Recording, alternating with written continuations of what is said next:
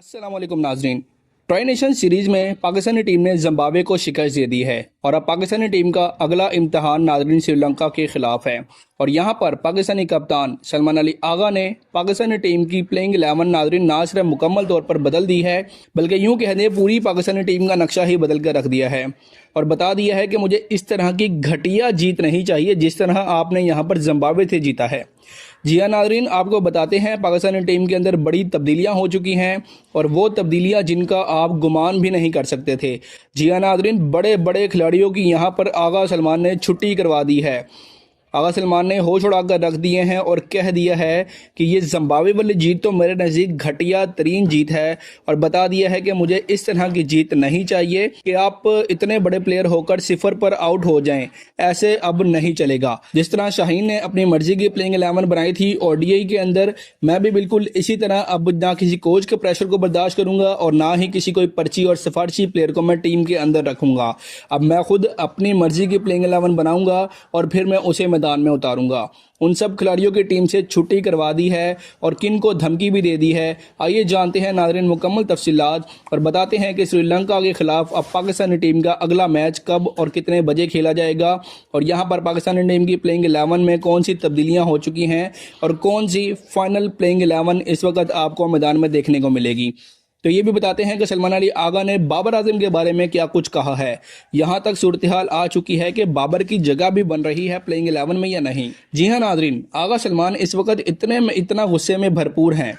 आइए जानते हैं कि यहाँ पर पाकिस्तानी टीम की प्लेइंग 11 कौन सी रहने वाली है। तो सबसे पहले नाजरीन, आपने वीडियो को शुरू से लेकर आखिर तक लाजमी देखना है, लेकिन वीडियो में आगे बढ़ने से कबल आप सब दोस्तों से सिर्फ इतनी सी दरख्वास्त है कि आप जिस जगह, जिस शहर और जिस मुल्क से भी ये वीडियो देख रहे हैं उसका नाम कमेंट सेक्शन में ज़रूर लिखिएगा ताकि पता चल सके क्रिकेट शौकीन दुनिया में कहाँ कहाँ मौजूद हैं। तो नाज़रीन बताते हैं सलमान अली आगा यहाँ पर जो तब्दीलियाँ कर रहे हैं उसके पीछे एक जो है ना ठोस वजह है। जी हाँ नाज़रीन, यूँ कह लें एक बड़ा प्रेशर है और जब प्रेशर हो तो फिर ऐसे ही होता है। आप लोगों ने देख लिया है कि शाहीन शाह अफरीदी ने लगातार 2 वनडे सीरीज़ और दोनों सीरीज़ भी जीती हैं और यहाँ पर आगा सलमान चाहते हैं कि मैं इस तरीके से T20 सीरीज़ या ट्राई सीरीज़ नहीं जीतना चाहता जिस तरह हमने पिछला T20 मैच जीता था, बल्कि वो एक डोमिनेशन के सेंस में जीतना चाहते हैं। यानी ऐसा लगे कि पाकिस्तानी टीम ने परफॉर्म किया है और पाकिस्तानी टीम लड़ी है। इस तरह अगर पाकिस्तान जीतता है तो वो फिर जो है ना सेटिस्फाइड होंगे पाकिस्तान की बैटिंग और बॉलिंग के साथ।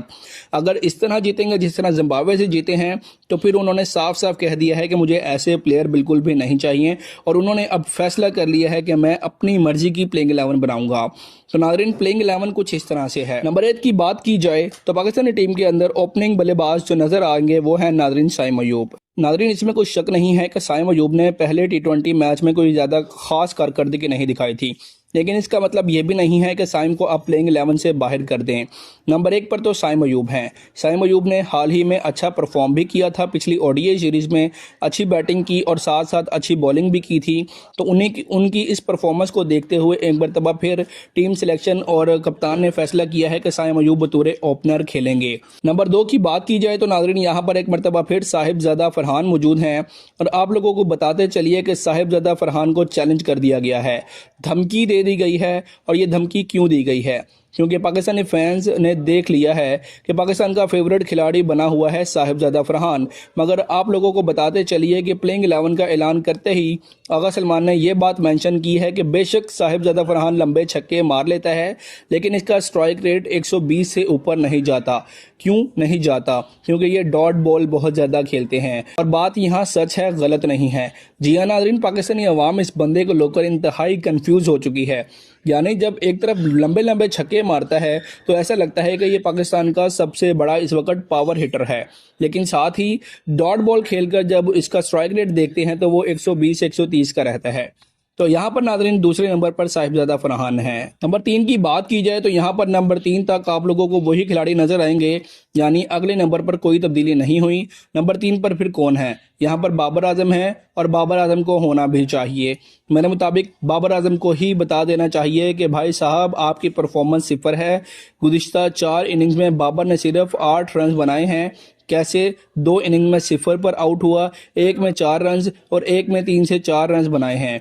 उनकी परफॉर्मेंस जो है ना वो बिल्कुल घटिया तरीन रही है। खास तौर पर T20 के अंदर साउथ अफ्रीका के खिलाफ सिर्फ आखिरी मैच में उन्होंने 50 की थी, उसके अलावा अभी तक वो कोई भी परफॉर्मेंस अच्छी नहीं दे सके।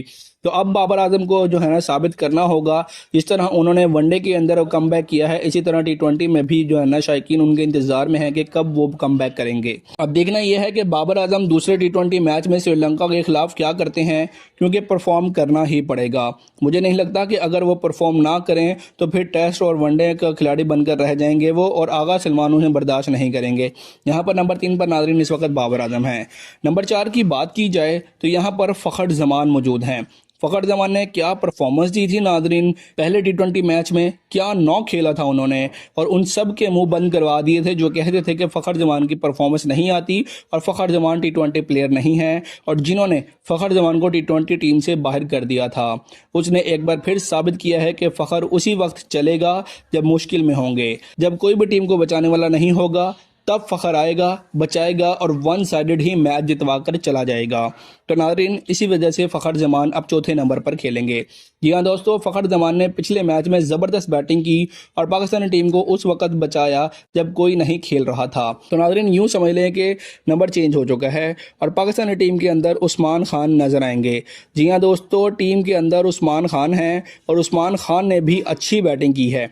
बाबर आजम, साहिबजादा फरहान और साई मुजूब को बता दिया है कि भाई साहब सिर्फ चौके छक्के ही नहीं होते, सिंगल डबल से भी स्ट्राइक रेट को बढ़ाया जा सकता है।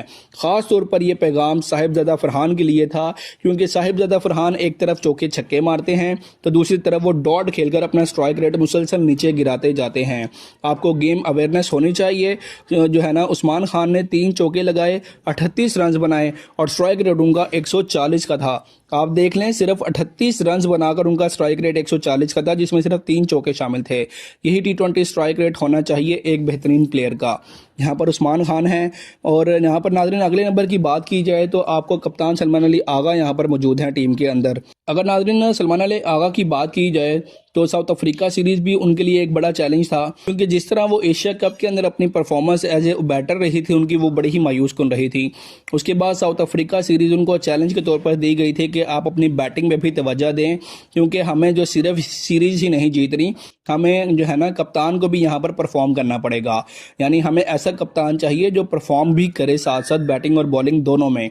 तो यहाँ पर नाज़रीन एक मरतबा फिर सलमान अली आगा की बैटिंग के ऊपर बहुत बड़ा सवालिया निशान लगा हुआ है, क्योंकि पहले T20 मैच के अंदर वो सिर्फ 1 रन बना सके। उसके बाद नाज़रीन अगले नंबर की बात की जाए तो यहाँ पर मोहम्मद नवाज मौजूद हैं। जी हाँ दोस्तों, टीम के अंदर मोहम्मद नवाज हैं और नवाज ने क्या ज़बरदस्त परफॉर्मेंस दी है। पहले T20 मैच में जिम्बाब्वे के खिलाफ 2 विकेटें नहीं, 4 ओवर्स में 22 रन दिए, सिर्फ 5 का इकॉनमी रेट, सबसे कम रहा उनका इकॉनमी रेट। इसके अलावा जब बैटिंग की बारी आई तो 175 के स्ट्राइक रेट से 21 रन भी बनाए और पाकिस्तान के लिए मैच फिनिश भी किया। उसके बाद अगले नंबर की बात की जाए तो यहाँ पर नाज़रीन इब्रार अहमद को आप खेलते हुए देखेंगे। इब्रार अहमद को शामिल किया गया है। वो पिछले मैच में ज़्यादा विकेटें तो नहीं ले, लेकिन उनकी बॉलिंग इतनी ज़बरदस्त है कि वो किसी भी वक्त मुखालिफ टीम के बैटर्स को चकरा सकते हैं। उसके बाद अगले नंबर पर आप लोगों को नाज़रीन शाहिनशाह अफरीदी दिखेंगे। जी हाँ दोस्तों, शाहिनशाह अफरीदी को शामिल किया गया है, मगर यहाँ पर कम चांसेस लगते हैं कि वो जो है ना प्लेइंग 11 के अंदर शामिल हों, क्योंकि उनकी हालिया बॉलिंग परफॉर्मेंस जो है ना वो इंतहाई घटिया चल रही है। ODI सीरीज़ के अंदर भी देख लें, उसके अलावा T20 में भी देख लें। ODI में तो उनकी कप्तानी अच्छी रही थी, इसलिए वो टीम में खेलते रहे, लेकिन अब अगर यहाँ पर वो उनकी बॉलिंग परफॉर्म नहीं करती तो हो सकता है कि उन्हें रेस्ट देकर नसीम शाह को प्लेइंग 11 में शामिल कर लिया जाए, और ये ऐन वक्त के ऊपर टॉस के दौरान फैसला होगा कि नसीम खेलेंगे या फिर शाहीन। और आगा सलमान पहले ही बता चुके हैं कि सिर्फ परफॉर्मर्स को ही टीम में रखा जाएगा। अब देखते हैं कि इन दोनों में से किसको शामिल किया जाता है, क्योंकि मुकाबला इन दोनों के दरमियान ही चल रहा है। इनमें से एक ही होगा, वो कौन होगा? अपनी राय नाज़रीन आप कमेंट सेक्शन में दे सकते हैं कि इन दोनों में से कौन प्लेइंग 11 में होगा। उसके बाद अगले नंबर नाज़रीन टीम के अंदर सलमान मिर्ज़ा का होगा। जी हाँ दोस्तों, सलमान मिर्ज़ा इस वक्त बेहतरीन अपनी फॉर्म के अंदर हैं। नया लड़का है और स्ट्रगल भी कर रहा है, साथ ही साथ परफॉर्म भी कर रहा है। अब देखना यह है कि अगले मैच में क्या वो अपनी परफॉर्मेंस को बरकरार रख पाते हैं या नहीं।